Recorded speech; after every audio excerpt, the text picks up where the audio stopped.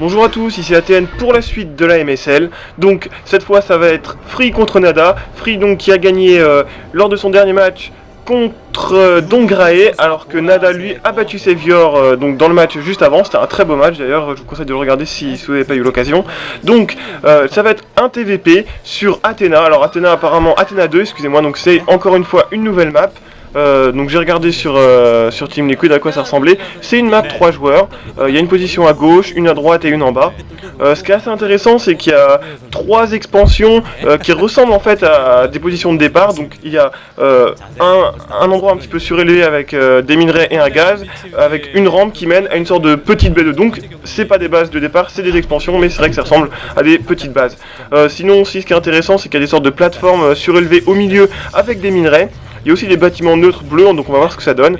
Donc pour les positions de départ, on a Free qui commence à droite en violet, donc Free qui joue Protoss, et Nada qui commence à gauche en vert teal. Enfin c'est vrai que les anglais disent teal, c'est pas vraiment une couleur chez nous, je sais pas trop comment traduire ça, on va dire vert.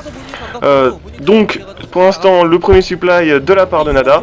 Donc c'est un TVP, c'est un match-up assez marrant à regarder. On va voir ce que ça donne. Souvent les terrains partent mecha. Pour les Protoss on va voir, c'est vrai qu'il y a beaucoup de possibilités. On voit la première gate de la part de Free, alors que Nada pro sa première baraque. Donc Nada c'est un joueur que j'aime beaucoup, ça fait vraiment longtemps que je le vois jouer. Là récemment je trouve qu'il a repris un petit peu du poil de la bête. C'est vrai que contre Savior on a vu une sorte de petit rush avec l'engineering bay posé sur la B2, c'était assez innovant, c'était super, en tout cas super sympa à regarder. On va voir s'il va être capable de battre Free. Free est mieux positionné dans le classement coréen, mais on peut dire qu'il a un petit peu moins de passé. Free il a donc gagné aucune grande ligue, alors que Nada il a gagné, attendez que je regarde rapidement.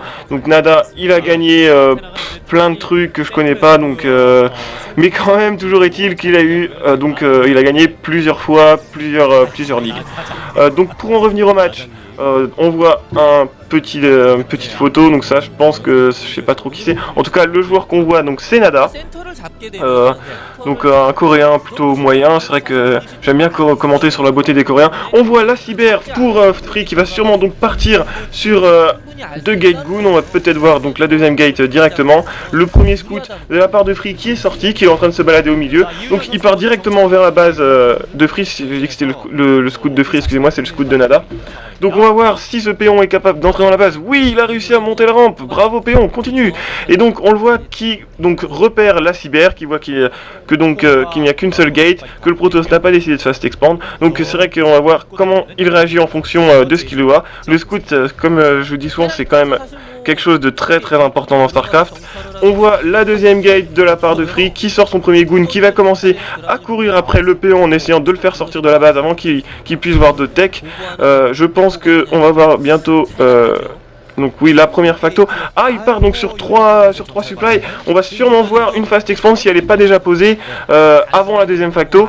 Donc c'est un jeu plutôt économique pour Nada, alors que Free lui est parti sur 2 gates. Donc peut-être que Free va pouvoir avancer rapidement sur la base de Nada pour pouvoir lui infliger des dégâts avant qu'il puisse prendre l'avantage économique. Donc on voit la baraque qui est levée. Je pense qu'il a quand même produit 2 ou 3 marines pour pouvoir se défendre. Il va sûrement produire le command center en haut des cliffs pour le protéger le temps qu'il se construit. Ensuite il va le faire décoller pour le mettre dans sa base. Donc voilà la fast expand. Donc c'est vrai que le terrain il prend un petit peu de retard au début, parce qu'il faut quand même qu'il sorte gaz et la facto avant de pouvoir produire donc des tanks ou des vultures pour pouvoir donc se battre contre les dragons. Alors que le Protoss lui beaucoup plus rapidement donc peut sortir des unités assez fortes contre le terrain. On va voir si alors là je pense que en fait Nada avait mis donc ses marines sous la baraque pour pas qu'ils puissent être vus donc par les unités ennemies. Et en fait ce qui vient de se passer, c'est que Free a détruit a tué les marines avec ses dragons en faisant la technique du crabe. Voilà le tank donc qui est aussi sous la baraque. Donc voilà les 2 gates. Donc il va sûrement il a aussi posé la fast expand avec le pylône. On a vu une engineering bay de la part de Nada, donc sûrement pour construire je pense des tourelles. Je pense pas que l'amélioration pour les Marines ce serait très intéressant. Donc on voit encore une fois les Marines sont cachés par la baraque, la technique du crabe pour pouvoir les tuer. Donc là il y a 2 tanks en haut de la rampe, donc ça va être beaucoup plus dur pour Nada de monter. Donc là on voit donc les observateurs coréens qui cliquent sur le dragoon. On voit qu'ils ont tous plus de boucliers, donc ils sont tous assez vulnérables. Voilà Engineering Bay.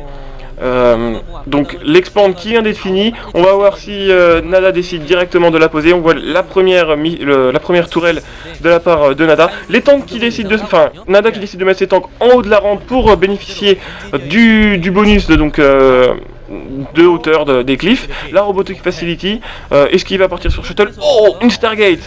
Je sais pas trop donc ce que nous compte nous faire Free ici, c'est un build plutôt inhabituel contre Terran, donc il part directement sur un deuxième gaz. Est-ce qu'il va faire face carrière? On va voir ça tout de suite.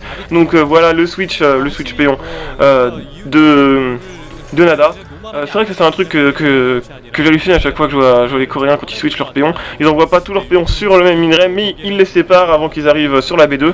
Donc c'est vrai qu'ils ont le temps de faire beaucoup de choses. On voit, excusez-moi, Free qui essaie de scout alors qu'il pose l'Observatory et la Robotic Support Bay. Donc beaucoup de tech de la part de Free.